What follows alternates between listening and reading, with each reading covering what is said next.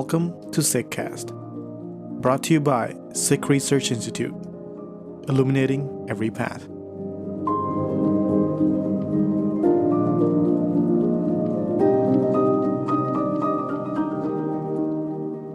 Welcome to this special offering, a poetic reflection by Inni Kaur, titled 1984 Lives in Me, 41 Years of Fire and Grace.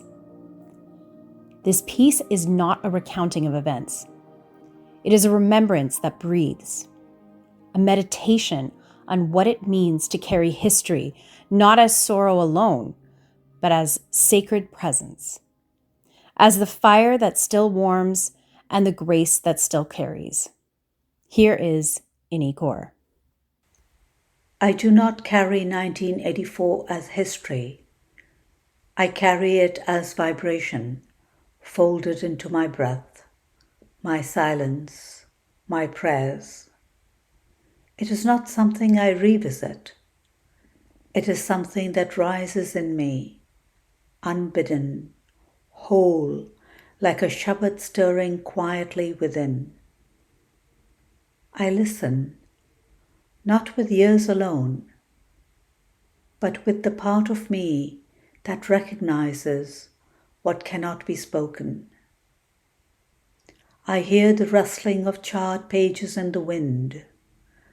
I hear the quiet weeping of stone. I hear the sovereign call of the Guru, unbroken, unburnt, beyond reach. 41 years have passed, and yet it pulses, not as pain, but as presence. The Indian state tried to sever a people from their center, to invade the sanctum, to burn the ink that cradled the song, the thought, the vision, to fracture the spine of a sovereign spirit. But the spirit is not made of earth or paper. It is light, and light once revealed cannot be hidden again. I do not stand in sorrow. I stand in remembrance that touches the formless, in the living thread of ardas, woven by memory, pulled by longing, never undone, in the breath of those who bowed only to the eternal. The violence was brutal, but deeper than the bullets was the attempt to unname us, to recast a living, breathing path into a compliant shadow. But the path is not made by human hands. It unfolds under the gaze of the Guru, in the rhythm of Shabad, in the fire of those who remember without hatred and rise without fear. I feel it when the world still distorts our history, when sovereignty is mistranslated as a threat, when the truth is too clear, too unyielding to be tolerated. Yet I do not harden. I return again and again to the still point within. I honor those who preserved not out of plenty, but in communion with the One who holds when all else falls away. Their anchor was not visible, their strength was not loud, but it was unmistakable, like the fragrance of rain on parched earth, like the ember's warmth waiting to rise. I walk with those who carry the Guru's vision forward, not with spectacle, but with quiet fire, not with defiance alone, but with devotion, to what is true, to what is just, to what whispers in the wind and moves in the unseen.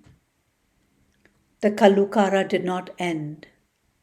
It moved into other forms, courtrooms, classrooms, headlines. But so did the light, so did the love. I do not commemorate, I commune. I do not relive, I reawaken.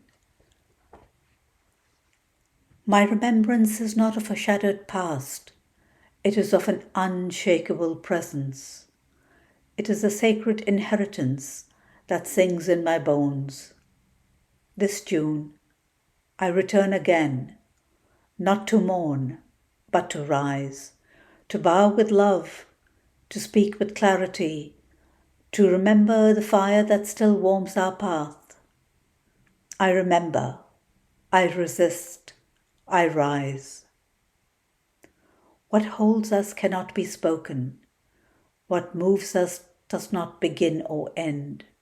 We are still, and we are carried by grace, by memory, by something beyond ourselves.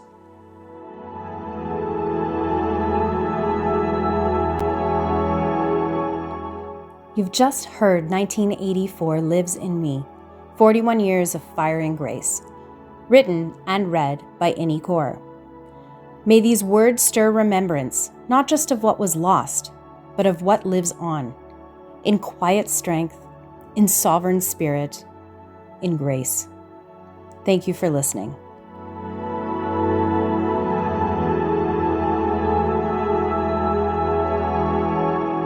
Read in-depth interpretations, opinion pieces, and creative writing that delve into Sikh thought and world matters, authored by the Sikh team and guest contributors at sikhri.org/articles. You are listening to Sikhcast by Sikh Research Institute, illuminating every path.